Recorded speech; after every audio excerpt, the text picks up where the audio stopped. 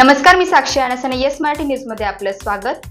आता पाहूया एक स्पेशल रिपोर्ट। तुकोबारायांच्या पादुकांच्या दर्शनाचा 25 लाख भाविकांनी घेतला लाभ। मांडे जेवणाने वेधले संपूर्ण जिल्ह्याचे लक्ष। भक्तिमय वातावरणात वैकुंठगमन सोहळ्याची सांगता। बरवसपाटा तालुका निफाड येथे जगद्गुरू संत श्रेष्ठ श्री तुकोबाराय त्रिशतकोत्तर अमृत महोत्सवी 375 वैकुंठगमन सोहळ्याच्या समारोपाच्या दिवशी सकाळी 10 ते 12 पूजेच्या कीर्तन हरिभक्त पारायण एकनाथ महाराज सदगीर यांच्या हरिकीर्तन संपन्न झाले। तसेच सायंकाळी 4 ते 6 या वेळेत हरिभक्त पारायण ज्ञानेश्वर माऊली कदम उर्फ छोटे माऊली यांच्या काल्याच्या कीर्तनाने आनंदमय व उत्साहाचे वातावरण सांगता झाली। महाराष्ट्र कानाकोपऱ्यातून हजारो भाविकांनी मुक्कामी येऊन हजेरी लावली होती। सप्ताह काळात सुमारे 25 लाख भाविकांनी तुकोबारायांच्या पादुकांचे दर्शन घेतले। कार्यक्रम संपल्यानंतरही भाविक रांगेत उभे राहून पादुकांचे दर्शन घेत होते। कार्यक्रमाचा शेवटचा दिवस असल्याने कृषी प्रदर्शनात सहभाग घेण्यासाठी महिला व पुरुषांनी एकच गर्दी केली होती। कृषी प्रदर्शनात शेतीला लागणारे बियाणे, औषधे, ठिबक सिंचन पाईप, रोपवाटिका, नर्सरी, मिल्किंग मशीन, पशुखाद्य, शेतीविषयक पुस्तके, बचत गटे उत्पादने, शेतकऱ्यांचा शासकीय विभाग, बँकरचा विषयी माहिती, लघु उद्योग, गृह उद्योग आदी उद्योगांच्या माध्यमातून विविध कंपन्या व वैयक्तिक व्यावसायिकांनी आपला माल विक्रीसाठी आणला होता। या सप्ताहाच्या कालखंडात समता ब्लड बँक नाशिक यांनी रक्तदान शिबिर आयोजित केले होते। तसेच मविप्र मेडिकल कॉलेज नाशिक यांनी शेवटच्या दिवशी आरोग्य शिबिरात सेवा उपलब्ध करून दिले। सुमारे 200च्या वर रक्तदात्यांनी रक्तदान केले। लासलगाव येथील कृष्णाई मल्टीस्पेशालिटी हॉस्पिटलच्या माध्यमातून मोफत नेत्ररोग तपासणी शिबिर आयोजित करण्यात आले होते। आरोग्य शिबिरात दररोज 300 ते 400 लोकांची आरोग्य तपासणी करण्यात येत होती। या काळात दररोज 5000 वाचकांचा भव्य दिव्य संगीत गाथा पारायणाचा सहभाग नोंदविला। अखंड हरिनाम सप्ताहामध्ये टाळकरी, विणेकरी, मृदुंगवादक, भजनी मंडळ यांनी दररोज शुभ्र पोशाख परिधान करत कार्यक्रमाची शोभा वाढवली। यावेळी महाराष्ट्रातील नामवंत व कीर्तनकारांनी उपस्थित भाविकांना ज्ञानी केले। सद्गुरू तुकाराम महाराजांच्या पादुकासमोर 24 तास तुकाराम या नावाचा अखंड भजन पहारा करताना होणारा हरिनामाचा गजर लक्ष वेधून घेत होता। या सप्ताहाची समाप्ती गुढीपाडव्याच्या शुभ मुहूर्तावर असल्याने जवळपास 1.25 लाख मांडे, 1 लाख लिटर दूध, सार व भात असे गोड जेवणाचे नियोजन करण्यात आले होते। मांडे वगळता इतर सर्व खर्च लासलगाव बाजार समितीच्या संचालिका सोनियाताई होळकर यांनी केला। कार्यक्रमाच्या मदतीसाठी 5000 स्वयंसेवक शेवटच्या दिवशी कार्यरत होते। लोकनेते विद्यालयाच्या शालेय विद्यार्थ्यांनी महाप्रसाद वाढण्यासाठी मदत केली। समाप्तीच्या 6 तालुक्यातून मांडे जमा करण्यात आले होते।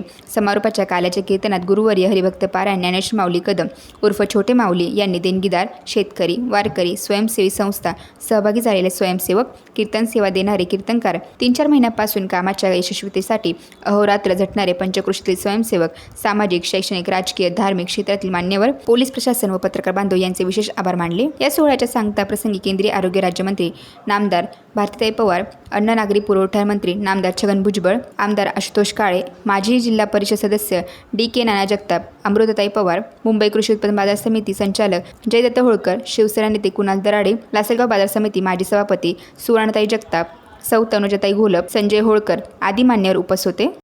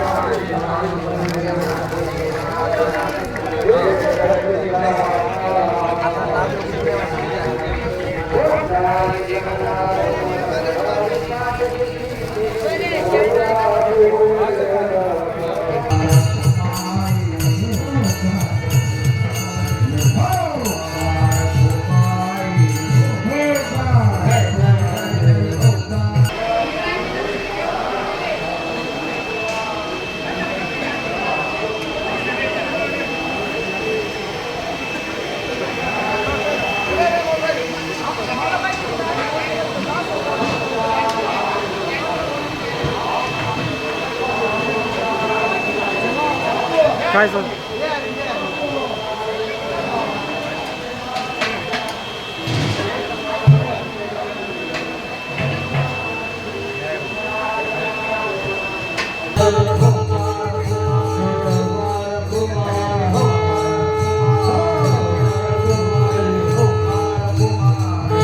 नारायणे रांगता गोधने राखिता हे रांगत असताना तळवे तळ हात टेकित गुडघ्याने रांगत हात टेकित गुडघ्याने रांगत रंगादी रंगनाथ तो देखी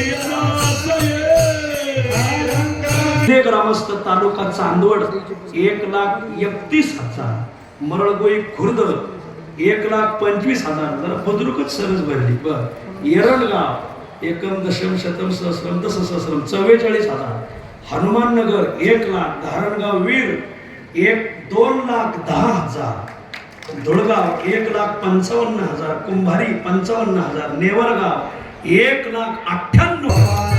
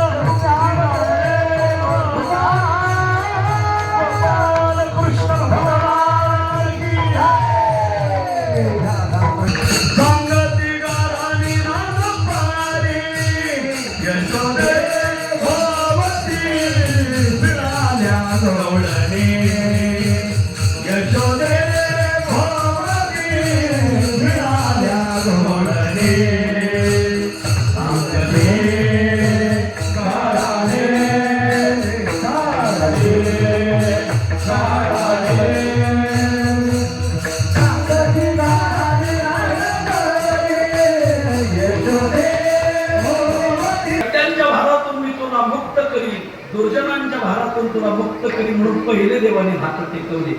रांगू लागले. रांगत असताना काही लीला करू लागले.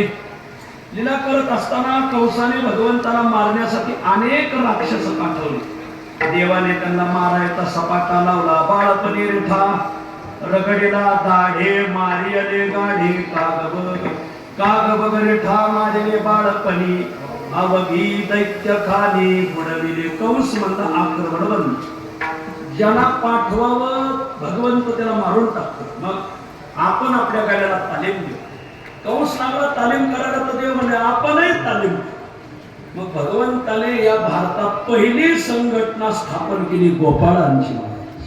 सर्वांना विनंती की मोकळं राहण्यात मजा नाही. संघटित व्हा, सुशिक्षित व्हा, संघटित व्हा, संघर्ष करा. माणसं संघटित झाली पाहिजे. तुका पाया लागे दान समुदाय.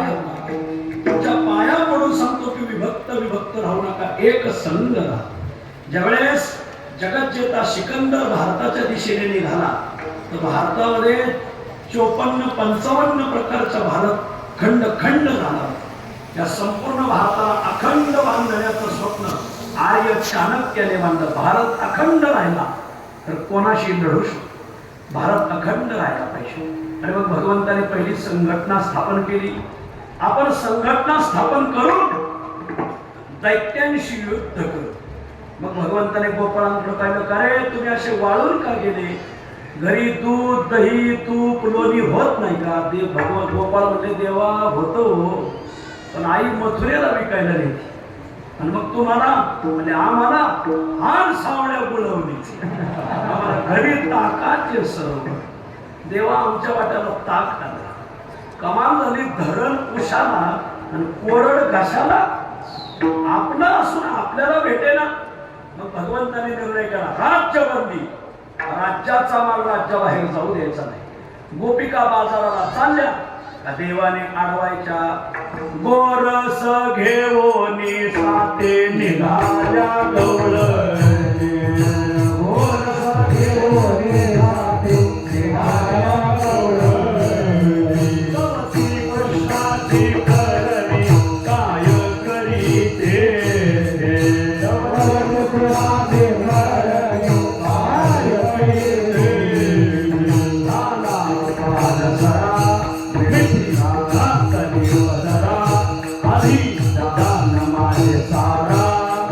भगवता